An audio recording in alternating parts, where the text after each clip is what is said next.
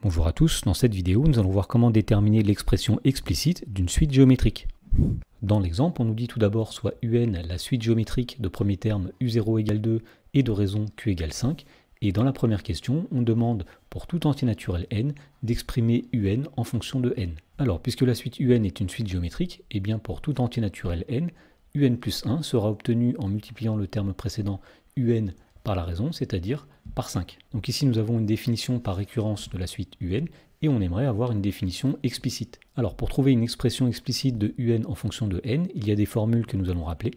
Alors si UN est une suite géométrique de raison Q, et bien pour tout entier naturel n, UN c'est U0 multiplié par la raison Q à la puissance n. Autrement dit, dans l'exemple, eh bien on va dire que pour tout entier naturel n, UN c'est U0 fois la raison, c'est-à-dire 5, à la puissance n. Alors on sait que U0 est égal à 2, donc on va dire que UN c'est 2 multiplié par 5 puissance n. Dans la question B, on demande de calculer U8. Alors on va utiliser la formule explicite que nous venons de donner précédemment en disant que U8 eh bien c'est 2 multiplié par 5 à la puissance 8. Autrement dit, U8 est égal à 2 multiplié par 390 625. Et donc on en déduit que U8 est égal à 781 250. Dans la question 2, on nous dit soit UN la suite géométrique de premier terme U1 égale 10, ici la suite commence à partir de n égale 1, et de raison Q égale 0,4.